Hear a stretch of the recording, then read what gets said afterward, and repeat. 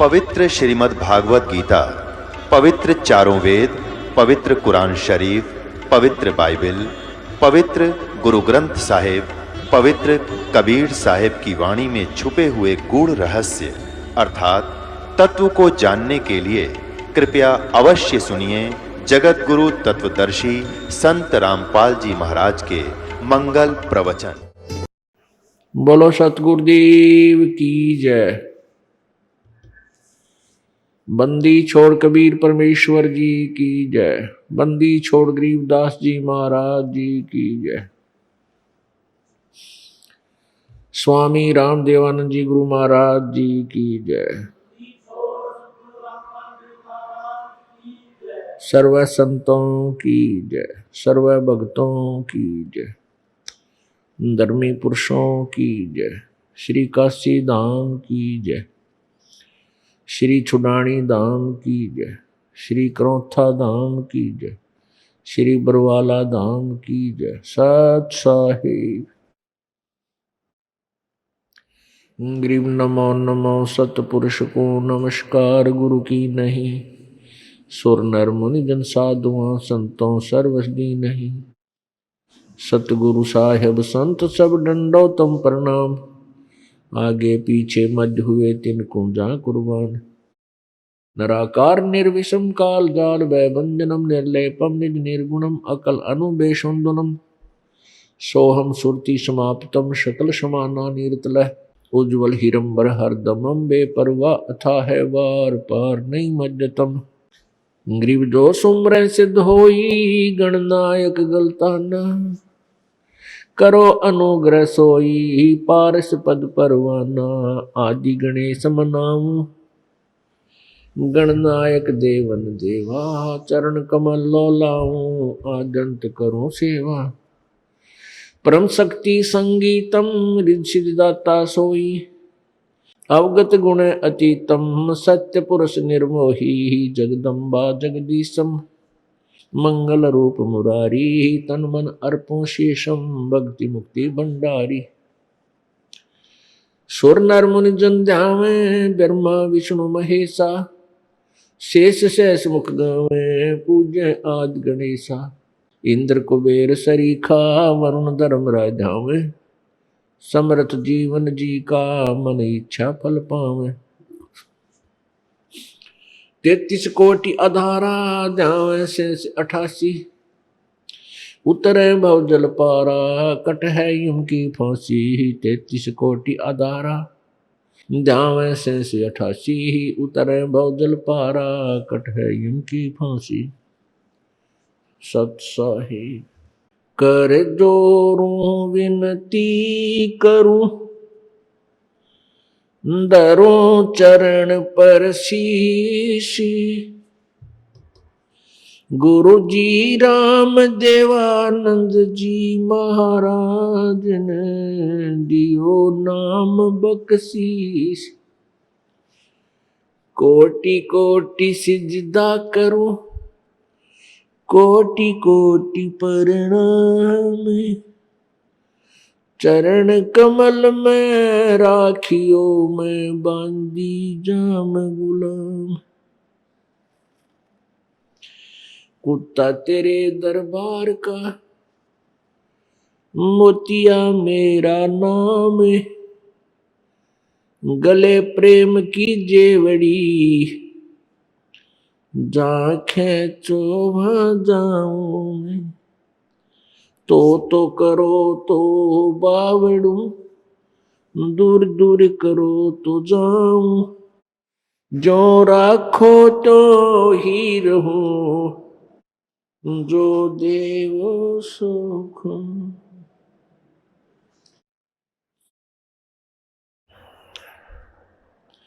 जय इब के सतगुरु मिले, सब दुख आँखों रो।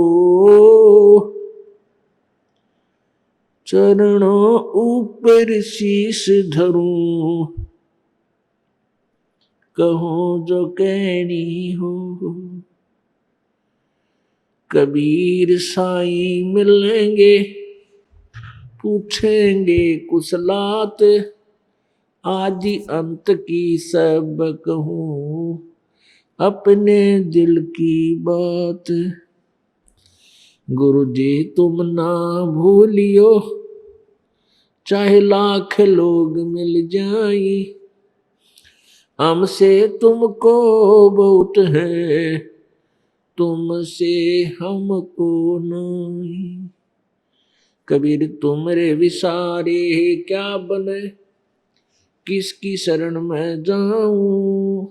शिव ब्रंच मुनि नारदा इनके हृदय न समाऊं। अब गुण किए तो बहुत किए करत न मनी हार, बावे बंदा बख्श दियो बावे गर्दन उतार। अब गुण मेरे बाप जी बख्शो गरीब नवाज, जो मैं पूत कपूत हूँ बौर पिता को लाज। मैं अपराधी जन्म का नख सिक भरे विकार, तुम दाता दुख भंजना मेरी करो संवार। बंदे तू कर बंदगी जैसा वह दीदार, अवसर मानुष जन्म का भाई में लेन बारंबार। मानुष जन्म दुर्लभ है ये मिले न बारंबार, जैसे तरवर से पत्ता टूट गिरे वो बोर न लगता डार। कबीर लूट सको तो लूटियो राम नाम के लूटे, पीछे फिर पछताओगे प्राण जहांगे छूट। नहीं भरोसा देह का विनस जावे छिन माही, श्वास श्वास में नाम जपो हो और यतन कछु नाही। कबीर श्वास उश्वास में नाम जपो व्यर्था श्वास मत खो, ना जाने इस श्वास को हो आवन हो कि न हो। वो पृथ्वी पति चकवे गए जिनके चक्कर चलंत, रावण सरीखे कौन गिने ऐसे गए अनंत। ग्रीव मर्द गर्द में मिल गए वो रावण से रणधीर, कंस के सी चाणूर से हिरण्यकशिपु बलबीर। तेरी क्या बुनियाद है जीव जन्म धर ले तो, गरीबदास हरि नाम बिना तेरा खाली रह जा खेत। परमपिता परमात्मा सर्व सृष्टि रचनहार कुल मालिक कबीर देव कबीर साहब कबीर परमेश्वर जो सर्व ब्रह्मांडों के रचयिता हैं, वो परमेश्वर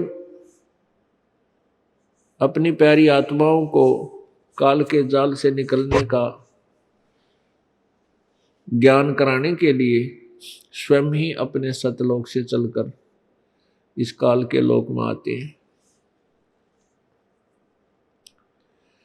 ये वही परमात्मा है जो सन 1398 में विक्रमी संवत 1455 ज्येष्ठ सुदी पूर्णमासी जेठ उतरते की पड़वासी को बनारस में काशी शहर में एक लहर तारा तालाब में विकसित कमल के फूल पर एक नवजात शिशु का रूप धारण करके प्रकट हुए थे। और बड़े होकर के एक धानक की भूमिका की, जुलाहे का कार्य किया, जिससे वे जुलाहा कबीर कहलाए। ये सर्व सृष्टि रचनहार है, पूर्ण परमात्मा है। हम सभी काल के जाल में फंसी हुई आत्माओं को अपने निज घर, उस वास्तविक ठिकाने का ज्ञान कराने के लिए आते हैं।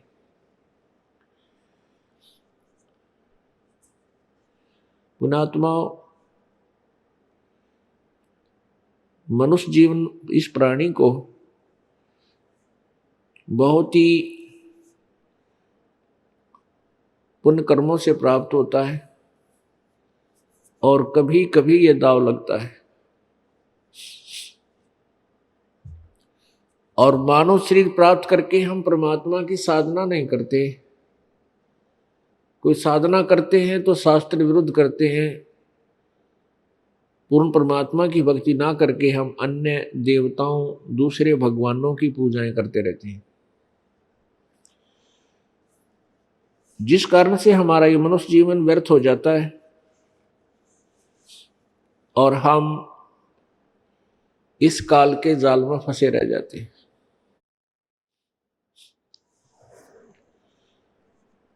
कारण यही रहता है कि हम तत्व ज्ञान से अपरिचित हैं। तत्व ज्ञान को ये काल भगवान विनाश करा देता है, समाप्त करवा देता है। काल भगवान कौन है? काल भगवान ये वही स्वामी है, प्रभु है 21 ब्रह्मांड का, जो गीता जी अध्याय नंबर 11 के श्लोक नंबर 32 में स्वयं कह रहा है कि अर्जुन, मैं काल हूं और अब प्रवृत्त हुआ हूं, अब आया हूं इन सभी सेनाओं का नाश करने और करवाने के लिए। पुण्यात्मा, एक विचार करने की बात है कि श्री कृष्ण जी काल नहीं थे। श्री कृष्ण जी ने कभी पहले अपने आप को काल नहीं कहा, बाद में कभी अपने आप को काल नहीं कहा। ये काल कौन है? ये 21 ब्रह्मांड का स्वामी ब्रह्म है, जिसको वेद ब्रह्म बोलते हैं। ये वो ब्रह्म है जिसका ओम एक अक्षर नाम है, जिसका ओम एक अक्षर ये मंत्र है जाप करने का, और ये 21 ब्रह्मांड का स्वामी है। ये काल है, ये श्री कृष्ण जी के शरीर में प्रवेश करके प्रेतवत भूत की तरह ये बोल रहा था जब गीता जी का ज्ञान श्री अर्जुन जी को दिया। इस काल भगवान को श्राप लगा हुआ है 1 लाख मानव शरीरधारी प्राणियों के आहार करने का।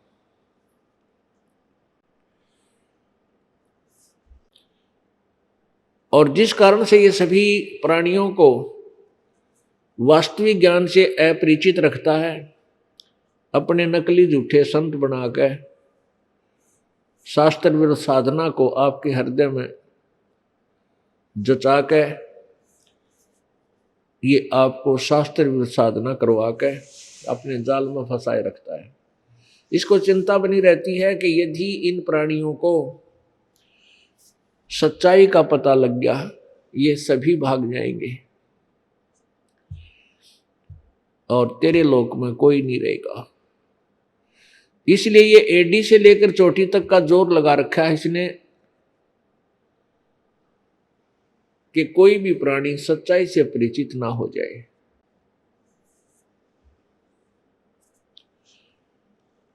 इसलिए हम तत्व ज्ञान से अपरिचित होने के कारण असंख्य युगों से इसी गंदे लोक में, इस काल के लोक में फंसे हुए।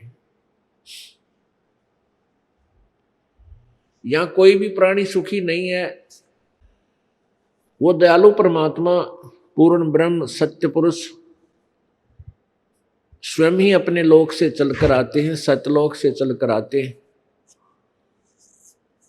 और यहां आकर के अपना ज्ञान प्रचार करते हैं।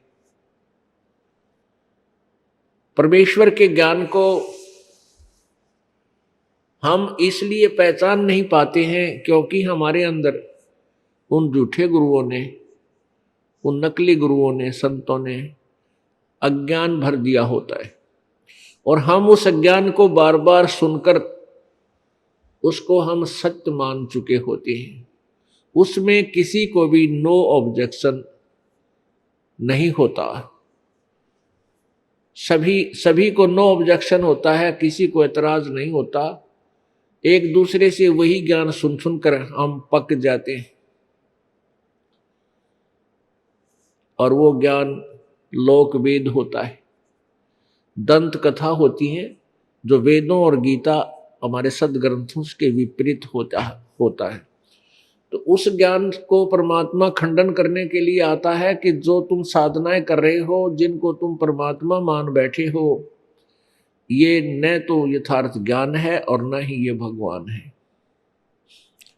हम किसको भगवान माने हुए थे? जैसे पवित्र हिंदू धर्म में जन्म होने के कारण हमने श्री ब्रह्मा जी रजगुण, श्री विष्णु जी सतगुण और श्री शिव जी तमगुण को हमने सर्वेश्वर मान रखा था।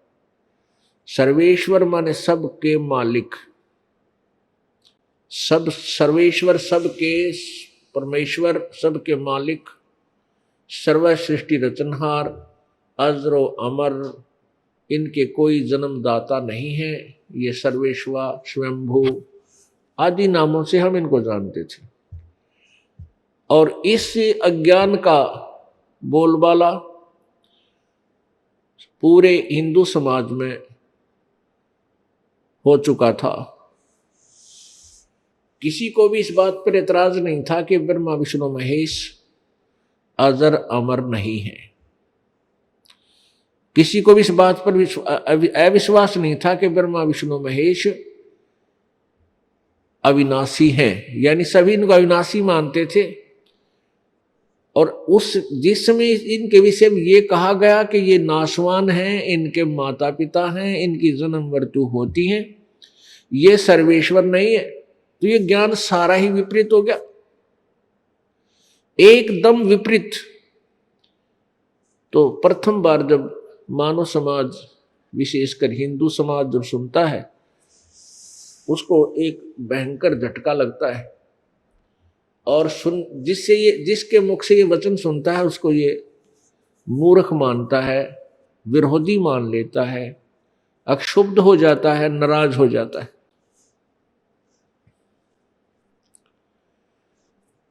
तो इस बात का निर्णय कहां से हो कि जो हमने पहले ज्ञान सुना वो ठीक है, या जो वर्तमान में हमने परमेश्वर कबीर जी से सुना वो ठीक है? इसका निर्णय होगा श्री ब्रह्मा जी, श्री विष्णु जी तथा श्री शिव जी की जीवनी के पढ़ने से। और जिस जीवनी को, जिस ग्रंथ में वो जीवनी लिखी है, उसको हिंदू समाज एथेंटिक मानता है, उसको वास्तविक मानता है, यथार्थ मानता है कि उसमें कोई जो है ना मिलावट नहीं है, वो सत्य है। तो उससे वो, अब यहां समस्या आती है कि जो जीवनी भगवानों की लिखी हुई थी और हम उनको सत्य मानते हैं, उनमें आज भी लिखी हुई है, तो हमें ये दंत कथा कहां से सुनने को मिली? ये उन अज्ञानी काल प्रेरित उन संतों से मिली जिनको अपने ही सदग्रंथों का ज्ञान नहीं था। अब उनमें ऐसे महापुरुषों में कौन कौन है? सतयुग से ही ये बिजली गिरी हुई है। सतयुग में, सतयुग के जो ब्राह्मण थे, ऋषि थे, वो भी इस ज्ञान से अपरिचित थे। फिर त्रेता, द्वापर और कलयुग के महर्षियों को तो फिर अब कहें क्या। ब्रह्मा विष्णु महेश भी अपनी स्थिति से अपरिचित थे कि तुम किसकी साधना कर रहे हो, वो तत्व ज्ञान से अपरिचित थे कि तुम किसकी साधना कर रहे हो और इससे लाभ क्या होगा।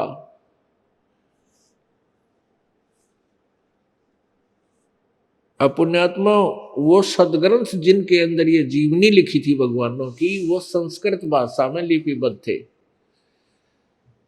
और संस्कृत भाषा के पढ़ने का केवल एक ही वर्ग, ब्राह्मण समाज को, ब्राह्मण वर्ग को ही पढ़ने का अधिकार था। उन ऋषियों को ही पढ़ने का अधिकार था, उनके वंशजों को, और अन्य समाज को वो सदग्रंथों में पढ़ करके सुनाया करते थे। तो प्रत्येक मानव ये समझता था कि जो हमारे गुरुजी हमें ज्ञान दे रहे हैं, ये ज्ञान वेदों और गीता तथा पुराणों से है।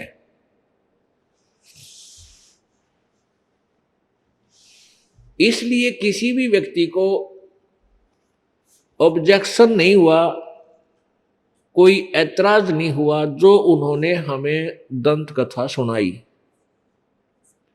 वो दंत कथा यही थी कि ब्रह्मा विष्णु महेश अविनाशी हैं, सारी सृष्टि के रचनहार हैं, इनके कोई माता पिता नहीं है।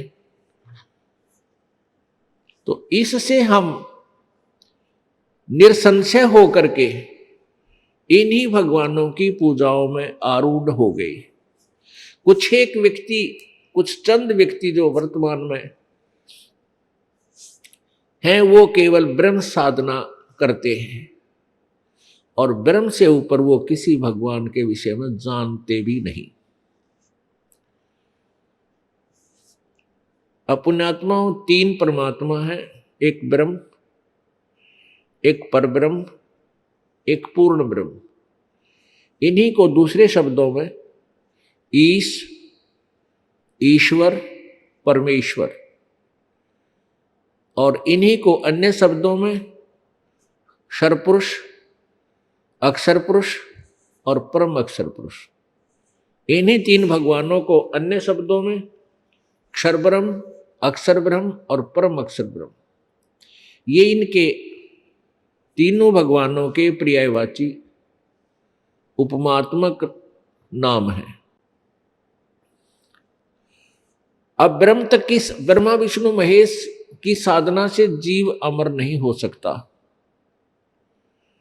अमर मीन जन्म मरण से पूर्ण रूप से छुटकारा नहीं हो सकता, क्योंकि ये स्वयं भी नाशवान है। ब्रह्मा विष्णु महेश का भी जन्म मृत्यु होता है। अब यहां शंका उत्पन्न होगी, जो प्रथम बार इन वचनों को सुनता है वो पुण्यात्मा एकदम जो है दुखी हो जाता है कि भी ये गलत बात कह रहे हैं महात्मा। ब्रह्मा विष्णु महेश के विषय में हमने कभी देखा ना सुना कि ये नाशवान है। तो यहीं से बात बिगड़ जाती है, फिर वो और वचन सुनने को तैयार नहीं होता। पुण्यात्माओं, सत्य जो है वो कड़वी होती है,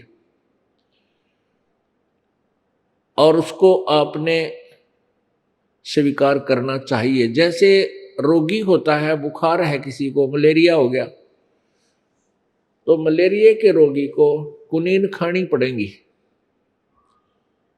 चाहे किसी प्रकार खावे, राजी होकर खा ले, चाहे दुख पाकर खावे, और जब तक वो कुनीन नहीं खा लेगा उसका रोग नहीं कटे, भयंकर बढ़ जाएगा। तो पुण्यात्माओं, यह सच्चाई है। जो दास आपको कुनीन दे रहा है, ये कड़वी दवाई है, इसको सहर्ष स्वीकार करो और इसको खा के देखो। अब इसके लिए कि ये सच्चाई है, आपको उन सदग्रंथों के रूबरू कराना पड़ता है जिनको आप सत्य मानते हो, जैसे पुराणों को, वेदों और श्रीमद् भगवत गीता को। जब हम इन्हीं सदग्रंथों में ये लिखा देख लेंगे, स्वयं पढ़ लेंगे कि ब्रह्मा विष्णु महेश नाशवान है, इनका जन्म मृत्यु होता है, फिर के रह गया भाई, फिर कहां शेष बचा। तुम ये मानते रहोगे कि ब्रह्मा विष्णु महेश अविनाशी है, और फिर भी आपके हृदय में वो गंध भरा ही है, आपने मानना ही नहीं है, तो फिर पढ़ो बाढ़ में। अब उसके लिए आपको दिखाते हैं श्रीमद् देवी भागवत, जिसमें श्री ब्रह्मा विष्णु महेश जी की जीवनी लिखी हुई है, और जिसमें ये स्वयं स्वीकार करते हैं कि हमारा जन्म और मृत्यु होता है, हम अविनाशी नहीं है। पुण्यात्मा, हमने भक्ति करनी है, और भक्ति उस भगवान की करनी है जिससे हमारा पूर्ण मोक्ष हो, और उस भगवान को सिलेक्ट करना है, चुनना है कि वो कौन सा है वो परमात्मा जिससे हमारा मोक्ष होगा, जन्म मृत्यु का रोग सदा के लिए समाप्त होगा। और जब तक हम उसको नहीं ढूंढेंगे, नहीं खोजेंगे, उसकी विधि हमें प्राप्त नहीं होगी, तो फिर ये वैसे व्यर्थ बातें बना रहे हैं, अपना जीवन खो रहे हैं। हम भक्त नहीं है, हम परमात्मा नहीं चाह रहे। जिनको भगवान चाहिए, मोक्ष कराना है, तो उनको पहले निर्णय करना चाहिए। सफर यात्रा पर प्रारंभ होने से पहले उस रास्ते का पूर्ण ज्ञान आपको होना चाहिए जिस पर आप जाना चाहते हो। उसके बाद चलो, फिर कितनी स्पीड से चलो, आप मंजिल की ओर जाओगे। और यदि आप वैसे ही आंख मीच कर चल पड़े किसी रास्ते को, तो जो मंजिल के विरुद्ध है, तो उस पर चलना व्यर्थ है। अब देखिएगा अपनी सदग्रंथ हमें क्या बताते हैं। श्रीमद् देवी भागवत सचित्र मोटा टाइप, गीता प्रेस गोरखपुर से प्रकाशित है।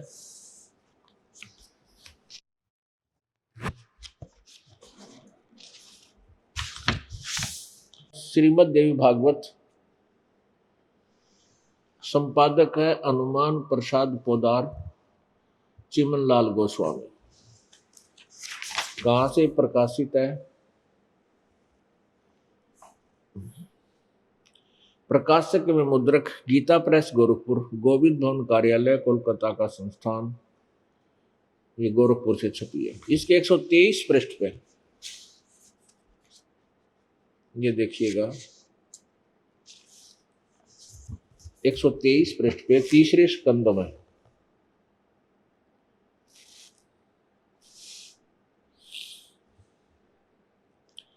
एक 123 पृष्ठ पे और तीसरा स्कंद है।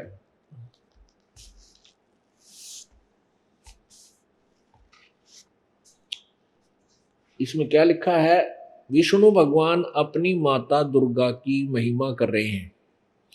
तुम शुद्ध स्वरूपा हो, यह संसार तुम्ही से उद्भासित हो रहा है। मैं विष्णु, मैं ब्रह्मा और शंकर, हम सभी तुम्हारी कृपा से विद्यमान है। हमारा आविर्भाव मीन जन्म और तिरोभाव मीन मृत्यु। हमारा तो आविर्भाव और तिरोभाव अर्थात जन्म मृत्यु हुआ करता है। केवल तुम ही नित हो, जगत जननी हो, प्रकृति और सनातनी देवी हो।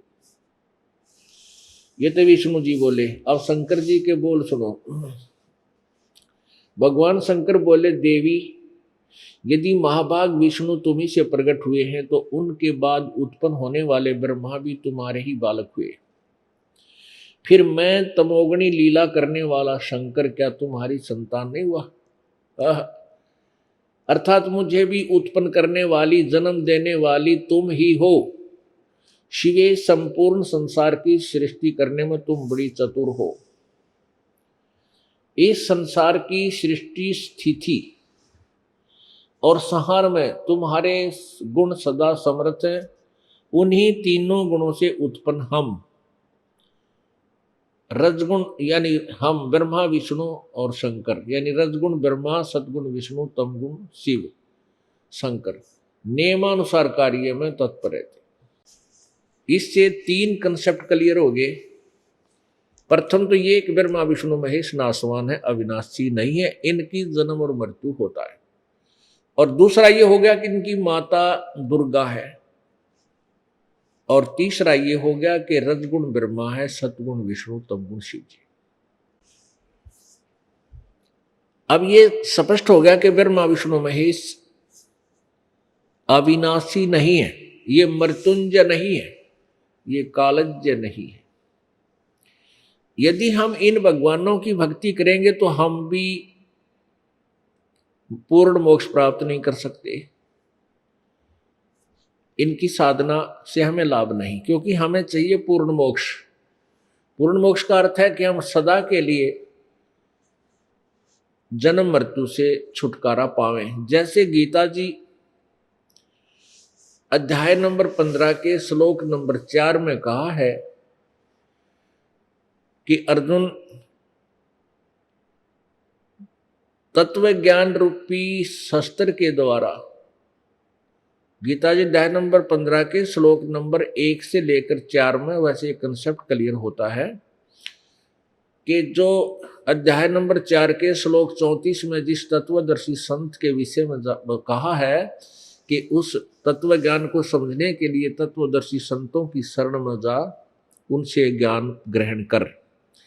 तो 15वें अध्याय के गीता जी के 15वें अध्याय के प्रथम श्लोक में उस तत्वदर्शी संत की पहचान बताई है कि जो उल्टे लटके हुए संसार रूपी वृक्ष, जो संसार रूपी वृक्ष है, इसके सभी भागों को, तना क्या है, डार मोटी क्या है, शाखा कौन है और टहनी ये डार कौन है और पत्ता कौन है, इसके विषय में जो जानता है स वेदवित,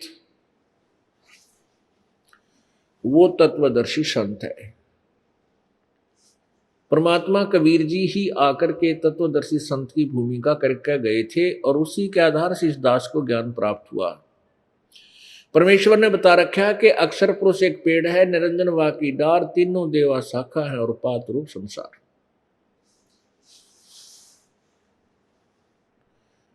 जमीन से बाहर जो पेड़ नजर आता है, वृक्ष नजर आता है, जमीन से बाहर जो हिस्सा इसका नजर आता है एक वृक्ष का, उसको बताते हैं अक्षर पुरुष एक पेड़ है, निरंजन वा की डार, तीनों देवा शाखा है और पात रूप संसार। अक्षर पुरुष कहते हैं इस परब्रह्म को।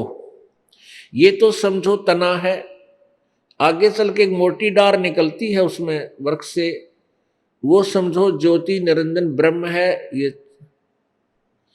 और उस डार के फिर 3 शाखा हो, वो रजगुण ब्रह्मा, सतगुण विष्णु, तमगुण शिवजी रूपी शाखा समझो, और पात रूप संसार। और जो नीचे जड़ मूल जमीन में छुपी हुई है, हिडन है, प्रोक्ष है,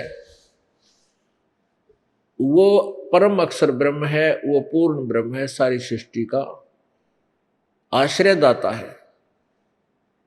गीता जी अध्याय नंबर 15 के श्लोक नंबर 16-17 में इन तीनों का ही विवरण है। एक क्षर पुरुष, एक अक्षर पुरुष, ये 16वें श्लोक में कहा है कि और इन्हीं के, ये 2 भगवान हैं, 2 प्रभु हैं, इन्हीं के श्री ब्रह्मांडों में, इनके अंतर्गत जितने प्राणी हैं वो सब नाशवान हैं, लेकिन जीवात्मा अमर है सभी की, कुत्ते की, गधे की, इन सब की अमर है, लेकिन सभी प्राणी नाशवान हैं। और 17वें श्लोक में 15वें अध्याय के में गीता जी में कहा है कि वो उत्तम पुरुष है तु अन्य परमात्मा इति उदारते, यह लोक तरम आविश्य विवर्ती अवैश्वर है। जो इन वो वास्तविक अविनाशी और श्रेष्ठ भगवान, वास्तविक प्रभु तो इन ऊपरले श्लोक नंबर 16 में वर्णित दोनों प्रभुओं से अलग है। तो गीता जी अध्याय नंबर 15 के श्लोक नंबर 1 में कहा है कि उस जो इस ब्रह्मांडों, इस संसार रूपी वृक्ष के सभी विभागों को अलग अलग बताएगा कि ये तना कौन भगवान है, डार रूपी कौन भगवान है, शाखा रूपी कौन प्रभु है और पत्ता रूपी कौन है। स वेदवित, यह वेद स वेदवित, जो ये जानता है वो वेद के तात्पर्य को जानने वाला है, अर्थात वो तत्वदर्शी संत। तो गीता जी अध्याय नंबर 15 के 3 और 4 में यही कहा कि अर्जुन, जब वो तत्वदर्शी संत मिल जावे, उससे आपको पूर्ण ज्ञान हो जावे, फिर तत्व ज्ञान रूपी शस्त्र के द्वारा इस अज्ञान रूपी उलझी हुई गुत्थी को काटकर तत्पश्चात उसके बाद उस परमेश्वर के परम पद की खोज करनी चाहिए। जहां जाने के बाद साधक फिर लौट कर संसार में कभी नहीं आता, अर्थात वो पूर्ण जन्म मृत्यु से सदा के लिए छुटकारा पा लेता है, पूर्ण मोक्ष प्राप्त कर जाता है। और वो जिस परमात्मा ने, उस परमात्मा की खोज करनी चाहिए जिस परमात्मा ने सभी संसार रूपी वृक्ष की रचना की। और गीता ज्ञानदाता कहता मैं भी उसी की शरण हूं। फिर गीता जी अध्याय नंबर 18 के श्लोक नंबर 62 में कहा कि अर्जुन तू सर्वभाव से उस परमेश्वर की शरण में जा जिसकी कृपा से तू परम शांति और शाश्वत स्थान यानी सनातन परम धाम को प्राप्त होगा, सतलोक चला जाएगा। तो हमने उस जन्म मृत्यु के उस झंझट से छुटकारा पाने के लिए उस परमात्मा की भक्ति करनी होगी, तत्ब्रह्म की। तत्ब्रह्म, वो तत्ब्रह्म कौन है? गीता जी अध्याय नंबर 7 के श्लोक 29 में 29 में काल भगवान कह रहा कि अर्जुन जो मैं तुझे जो बात सलाह दे रहा हूं और इस सलाह के आधार से, इस राय के आधार से, इस मेरी राय पर आश्रित होकर के जो उस तत्वदर्शी संतों के पास जाकर तत्व ज्ञान प्राप्त कर लेता है तो वो व्यक्ति पूरे आध्यात्मिक ज्ञान से परिचित हो जाता है, सब कर्मों से परिचित हो जाता है और तत्ब्रह्म से परिचित हो जाता है। ब्रह्म माने भगवान, तत्व माने उस यानी अन्य, उत्तम पुरुष तो अन्य, उस अन्य भगवान से यानी तत्ब्रह्म से जो परिचित हो जाता है फिर वो जरा और मरण से छुटकारे क्या ही प्रयत्न करता है। जरा मीन वृद्ध अवस्था और मरण माने मृत्यु। इस मानव शरीर में सबसे भयंकर जो एपिसोड है वो एक तो बुढ़ापा और दूसरा मृत्यु, और ये दोनों ही भयंकर हैं। बाकी तो दूसरे शरीर ठीक रहता है तब तक तो ये अफलातून किसी की मानता नहीं, और बुढ़ापा आ जाए जब इसका समझ में आवे कहीं बात तो बिगड़गी तेरी, फिर बड़े कुछ नहीं, क्योंकि ज्ञान ग्रहण होता नहीं, ज्ञान ये मिलता नहीं। हाँ, ये ज्ञान मिल जाओ फिर बुढ़ापा कुछ नहीं कहता, चाहे किसी उम्र में मिल जाए, लेकिन लग गए सच्चे दिल से समर्पण भाव से मालिक ने याद करे डर के। बल्कि बुढ़ापे में घनी भक्ति कर सकता है जब उसका थोड़ा सा भी ये ज्ञान हृदय में छींट लाग जाए इसकी, उसके तो अंगलियां पर रहे दिन मेरा नहीं, 2 दिन का है, 10 दिन का है, 20 दिन का, महीने का, 6 महीने का, 10 साल का, वो तो उंगलियां पे है। जब तक आदमी 50 वर्ष की उम्र तक नहीं आता इतने उम्र तू का नहीं देखता को नहीं, और 50 से ढलने के बाद फिर रिटायर हो जाता है, जब को नौकरी नाकरी करे है तो अन्ना 50 वर्ष के बाद तो बालक आप रिटायर कर दे, सारी संपत्ति न ले ले, एक चारपाई दे देंगे बूढ़े ने, कितना डाला अपनी इस मकान में एकांत में जाके, तो वैसे रिटायर हो लेता है। तो फिर उसकी समझ में आ जाना चाहिए तेरे ही थोड़े दिन रह रहे हैं, तो वो ज्यादा भक्ति कर सकता है। लेकिन ज्ञान हो ये भगवान वाला, ऊँटले ढोड़ते कोई फायदा नहीं, मतलब माला लेकर बैठेगा राम राम राधे श्याम कृष्ण सीताराम, इनसे आपका करने से कोई लाभ नहीं होगा। परम संत ने ढूंढा है, सब सदग्रंथ यही राय देते हैं कि परम संत, तत्वदर्शी संत, पूर्ण ज्ञानी को ढूंढ करके फिर भक्ति प्रारंभ करो, वैसे डले ढूंढते कोई लाभ।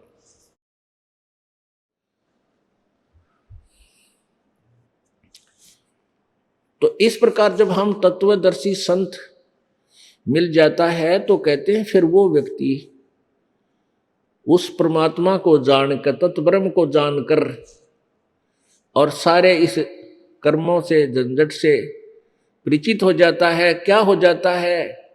ये अरहट का कुआ लोई या गल बंजा है सब कोई, कीड़ी कुंजर और अवतारा हरहट डोर बंधे कई बारा। ये चतुर्भुजी भगवान कहावे, हरहट डोर बंधे सब आवे। ये कोटिक करता फिरता देखा, हरहट डोर कहूं सुन लेखा। अब क्या बताते हैं कि ये चतुर्भुजी भगवान कौआवे, ब्रह्मा विष्णु महेश, ये भी इस जन्म मृत्यु के रेट वाले कुएं में हमने घूमते देखे, यानी इनकी भी जन्म मृत्यु होती है, ये अविनाशी नहीं है। तो जो ये ज्ञान जिसको हो जाता है, ये है अखिल अध्यात्म ज्ञान, संपूर्ण अध्यात्म ज्ञान अर्थात तत्व ज्ञान जिसको हो जाता है, फिर वो व्यक्ति जन्म जरा और उस तत्वब्रह्म से परिचित हो जाता है। फिर वो जन्म और मृत्यु और बुढ़ापे तक छूटने की ही चेष्टा करता। तो बुढ़ापा और मृत्यु छूटेगी कब? जब हमारा जन्म कभी ना होगा, हम पूर्ण मोक्ष प्राप्त करेंगे। अब गीता जी अध्याय नंबर 8 के श्लोक नंबर 1 में अर्जुन ने प्रश्न किया कि भगवान वो तत्ब्रह्म कौन है, वो क्या है तत्ब्रह्म जिसके विषय में आप विशेष जोर दे के कह रहे हो। 8वें अध्याय के गीता जी के 3रे श्लोक में गीता ज्ञानदाता कहता है वो परम अक्षर ब्रह्म है। तो अपने आत्माओं, अपने पूरे सदग्रंथों में, पवित्र गीता जी, पवित्र वेदों में इन दोनों ही परमात्माओं का निर्णायक ज्ञान दिया हुआ है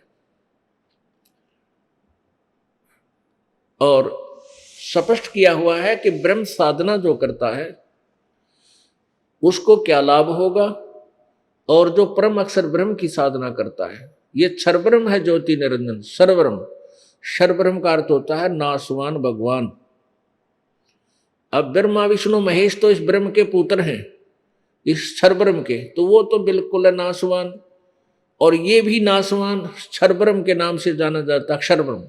हम सिंपल साधारण समझाने के लिए क्षर ब्रह्म बोल देते हैं इसको अपनी संत भाषा में, लेकिन इसको शुद्ध भाषा में अक्षर ब्रह्म, क्षर ब्रह्म, अक्षय और रे, अक्षर ब्रह्म, और अक्षर ब्रह्म ये परब्रह्म है, और परम अक्षर ब्रह्म है ये पूर्ण ब्रह्म, वो परमेश्वर, वो 3रे नंबर का जो पूर्ण परमात्मा है, अजर अमर है, वो कभी मृत्यु को प्राप्त नहीं होता, वो अजर अमर है। गीता जी अध्याय नंबर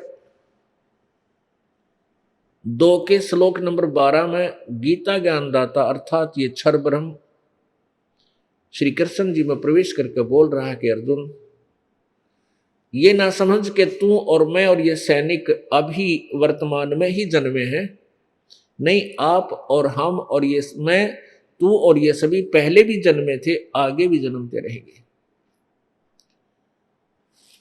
अब गीता जी अध्याय नंबर 4 के श्लोक नंबर 5 से लेकर 9 तक गीता ज्ञानदाता स्पष्ट करता है कि अर्जुन, तेरे और मेरे बहुत जन्म हो चुके हैं, तू नहीं जानता, मैं जानता हूं। फिर कहता है कि मेरे जन्म जो है वो अलौकिक है, मेरे जन्म और कर्म अलौकिक है। अलौकिक माने दिव्य है, जो कोई आम आदमी नहीं समझ सकता। अब जन्म अलौकिक और कर्म अलौकिक, तो इससे सिद्ध है कि जन्म भी इस ब्रह्म का होता है, क्षर ब्रह्म का जन्म भी होता है। वो कैसे होता है वो आपको बताएंगे आने वाले समय में। अब प्रसंग चल रहा है कि हम कौन से भगवान की भक्ति करें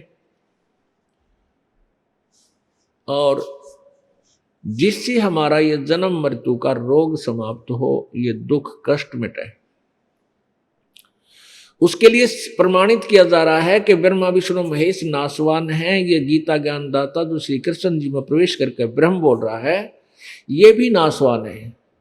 गीता ज्ञान ब्रह्म दे रहा है, इसका प्रमाण है गीता जी अध्याय नंबर 8 के श्लोक नंबर 13 में गीता ज्ञानदाता कहता है कि ओम इति एक अक्षरम ब्रह्म व्यवहारन माम अनुसमरण यह प्रियाति तजन देहम सयाति परमाम गतिम। ये गीता ज्ञानदाता कहता है कि मेरा तो मुझ ब्रह्म का एक ओम मंत्र है, ओम नाम है, ये एक अक्षर यही है, नथिंग एल्स, और कुछ नहीं। और जो अंतिम श्वास तक इसका सिमरण करता है वो मेरे वाली परम गति को प्राप्त होता है। अपनी सतिथि ये बता ही रहा है भी अर्जुन, तेरे और मेरे बहुत जन्म हो चुके, तो नहीं जानता, मैं जानता हूं। तो इससे सिद्ध है कि इसके नाम के ये ब्रह्म है, इसका ओम नाम है, इसकी साधना से इस वाली ही सतिथि, इस वाली ही गति प्राप्त होगी। और वो गति आपने सुन ली कि वो तो नाशवान है, खुद भी अविनाशी नहीं है। अब अक्षर ब्रह्म, अक्षर पुरुष जो तीसरे नंबर का है, जो गीता जी अध्याय नंबर 15 के श्लोक नंबर 16 में दो पुरुष बताए हैं। पुरुष माने प्रभु, और ये दोनों नाशवान। अब गीता जी अध्याय नंबर 15 के श्लोक 17 में स्पष्ट किया है कि उत्तम पुरुष तु अन्य है। उत्तम पुरुष माने श्रेष्ठ परमात्मा, सही भगवान, उचित वास्तविक परमेश्वर तो कोई और ही है जिसे भगवान कहा जा सकता है, जो परमात्मा कहलाता है। अब देखो इस एक एक शब्द में, एक एक अक्षर में कितना जो है ना रहस्य छुपा हुआ है। उत्तम गीता जी अध्याय नंबर 15 के श्लोक 17 में कहा कि उत्तम पुरुष तु अन्य, जो ऊपर 16वें श्लोक में कहे हुए दोनों पुरुषों से और है, दोनों भगवानों से कोई और श्रेष्ठ भगवान है, और वही परमात्मा इति उदारते, उसको भगवान कहते हैं। अब उसको परमात्मा कहते हैं, वो परमात्मा कहता है, और वही तीनों लोकों में प्रवेश करके सबका धारण पोषण करता है। यह लोक तरम आविश्य विवर्ती अवैश्वर है। अब यहां इस श्लोक का निर्णय हो जाएगा, इस श्लोक से 17वें श्लोक से, कि वो कौन भगवान है और वास्तव में परमात्मा कैसे कहा जाता है। बाकी भी भगवान और बाकी भी प्रभु हैं, लेकिन वो परमात्मा नहीं कहे जा सकते। अब परमात्मा को डिफाइन करें। परम आत्मा, परम माने श्रेष्ठ, आत्मा माने आत्मा, यानी श्रेष्ठ आत्मा। अपनात्मा अभी तक निराकार निराकार का घाटा जोड़ रखा था सभी ने, और हम परमात्मा शब्द भी यूज करते थे, लेकिन हमारा वो ज्ञान वाली आंख ठीक होना जिससे हम देख सकते या समझ सकते। परमात्मा आत्मा, परमात्मा उस जो श्रेष्ठ आत्मा है वो भी आत्मा ही है। आत्मा मीन वो भी हमारे जैसा ही है, यानी हमरे ही उनिहार है, हमारा सृजनहार, इसलिए। लेकिन वो परम आत्मा है, वो श्रेष्ठ आत्मा है, और जहां श्रेष्ठ शब्द है उसमें मिलावट नहीं होनी चाहिए, किसी प्रकार का भी अवगुण नहीं होता, वो श्रेष्ठ कहलाता है। अब परम माने श्रेष्ठ, यानी अच्छी आत्मा। अब तुलनात्मक तरीके से अब हम मनुष्य हमसे श्रेष्ठ देव हैं, उनको भी परम आत्मा कह देते हैं, जैसे ब्रह्मा विष्णु महेश को भी परमात्मा कहते हैं, क्योंकि वो हमसे श्रेष्ठ है। लेकिन फिर अब गीता जी अध्याय नंबर 15 के श्लोक नंबर 17 ने जो कंसेप्ट क्लियर कर दिया कि वो परमात्मा कहलाता है, बाकी परमात्मा को नहीं, यानी वो श्रेष्ठ आत्मा को नहीं। और फिर भी उनको परमात्मा कहा गया, क्योंकि परमात्मा कहा गया तुलनात्मक तरीके से। अब फिर ब्रह्मा विष्णु महेश से ऊपर है ये ब्रह्म, क्षर ब्रह्म, अक्षर ब्रह्म जिसको कहते अक्षर पुरुष। ये ब्रह्मा विष्णु महेश से श्रेष्ठ है, ये भी परमात्मा कहलाता है, कहा जाता है यहां दंतलोक वेद से। जैसे गीता ज्ञानदाता 15वें अध्याय के 18वें श्लोक में आप कह रहा है कि मुझे तो लोक वेद के आधार से पुरुषोत्तम मानते हैं, श्रेष्ठ भगवान माने हैं, क्योंकि इसलिए मानते हैं क्योंकि मेरे अंतर्गत जितने किस ब्रह्मांड में जितने प्राणी हैं उन जीवों से और जीवात्मा से मैं तगड़ा हूं, मैं उनसे 21 हूं, श्रेष्ठ हूं, मजबूत हूं, इसलिए मुझे पुरुषोत्तम कहते हैं। लेकिन उत्तम पुरुष तो अन्य परमात्मा उदारते 15वें अध्याय के 17वें श्लोक में कति क्लियर कर दिया। अब इस काल को परमात्मा क्यों नहीं मानते, केवल उसी को परमात्मा क्यों कहते हैं, और अक्षर पुरुष को भी परमात्मा नहीं कहागा। अब गीता जी अध्याय नंबर 15 के श्लोक नंबर 17 ने तीन सारे कंसेप्ट क्लियर कर दिए। परमात्मा का अर्थ होता भगवान, जो किसी को कभी दुख ना दे, और सबका आश्रयदाता वो परमात्मा है। वास्तव में परमात्मा शब्द उसका अलग है, वास्तव में परमात्मा उसको कहा जाता है। लेकिन अब जैसे पति का अर्थ क्या होता है? परमात्मा, मालिक, स्वामी, भगवान। अब एक पत्नी भी का भी पुरुष पति, एक टुकड़े का, एक पृथ्वी का पृथ्वीपति, यानी एक पृथ्वी का जो स्वामी हो जाता है, मालिक बन गया, वो भी पति। एक पत्नी का जो शराब पीवे है, बकवाद करे, गढ़े, गुंडा बोले, तंग करे, वो भी पति है। अब फिर इस संज्ञा से आप अपने आप ही इस निर्णय कर लोगे उस परम पिता, उस पति यानी परमात्मा की परिभाषा से परिचित हो जाओगे। तो ये काल भी पति, ये भी परमात्मा, और सारे दुख दे रहे हमारे ताई। गधे बनावे, गधी बनावे, कुत्ते बनावे, टांग काटे, चाहे किसी प्रकार से इसने कोई भी हथियार अपनाना पड़ा, कोई भी कारण इसने अपनाना पड़ा, हमें यहां पर दुख ही दुख दे रहा है।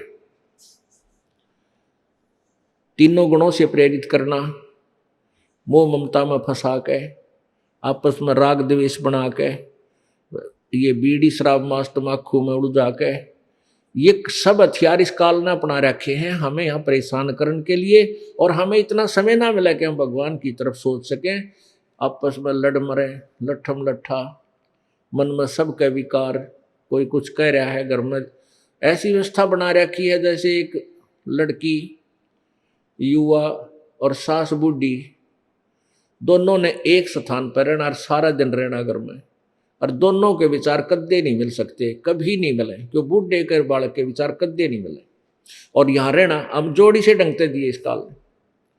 तो ये तो आप चाहे इस ज्ञान से परिचित भी हो जाओगे तो भी समाधान नहीं है, ये तो ऐसा ही रहेगा।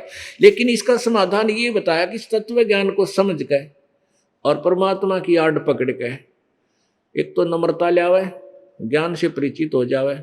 जैसे सास ने भी बहू ने दोनों नाम ले लिया और ज्ञान समझ में आ गया, फिर वो सेटिंग कर सकते हैं अपनी, उस काल के जाल को से परिचित होकर के अपना वो टाइम सुथरा पास कर सकते हैं।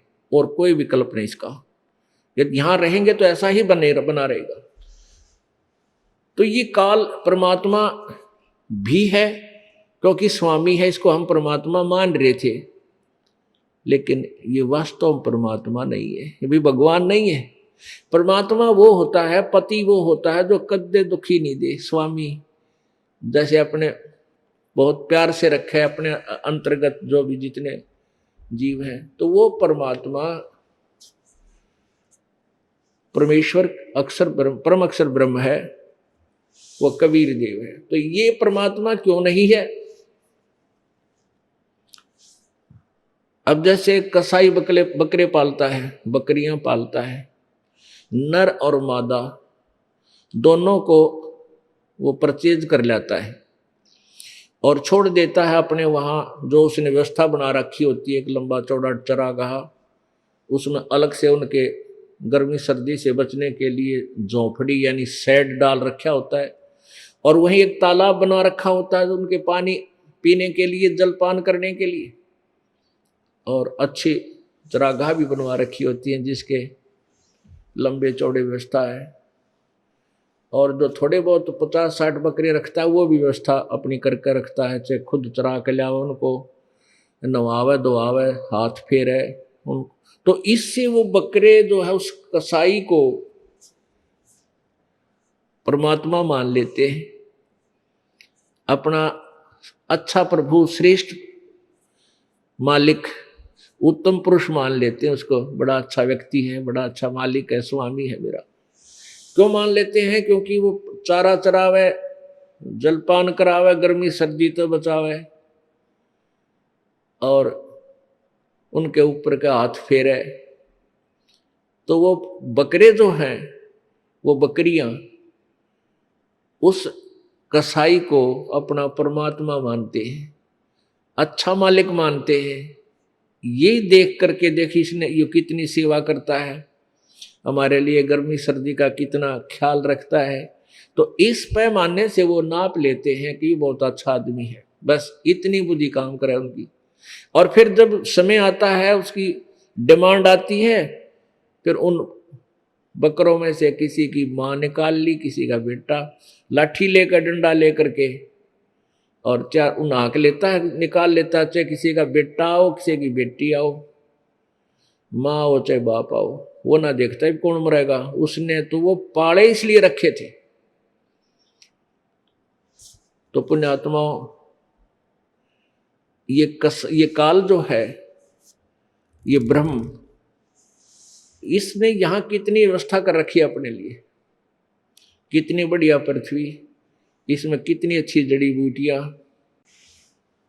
और कितने अच्छे मेवा, काजू किशमिश, बादाम अखरोट, और कितने सुंदर फल, सेब संतरे अंगूर, और फिर कितना बढ़िया सूरज और चांद, सूर्य उदय हो रहा है, अस्त हो रहा है, दिन रात बना रखे, सुंदर हवा चल है, शीतल जल पृथ्वी में, गर्मियों में ठंडा निकला, सर्दियों में गर्म निकला, कितना एयर कंडीशन बना रखा। तो इस और कितनी अच्छी दरियाएं बह रही हैं, गंगा जैसी पवित्र दरिया चल रही हैं पहाड़ों से निकलकर। तो ये सारी व्यवस्था देखें तो हमनो ऐसा लगता जैसे ये भगवान ने पढ़ा है भाई। ओहो, भगवान के बहुत दयालु है, कितनी हमारी व्यवस्था कर रखी है परमात्मा ने। और फिर ये देखते हैं कि भाई किसी का बेटा मर गया, टक्कर मार रहा सारा परिवार, किसी की बेटी में मर गई, किसी की टांग कट गई, किसी की आंख फूट गई, किसी का कोर्ड कैंसर लग गया, किसी का परिवार नष्ट हो गया, 3-4 सदस्य मर गए एक एक्सीडेंट में एक परिवार के। तो यूं सांग के भाई, अब फिर यूं भगवान की तरह जब इसे जुल्म हमारे ऊपर ढा रहा है, तो ये परमात्मा नहीं है। परमात्मा वो है सुख दे, दुख नहीं दे, और सब खाद्य सब सुख दे, सब आहार, हर आवश्यकता हमारी पूरी करे, वो भगवान कहलाता है। वो केवल एक ही है।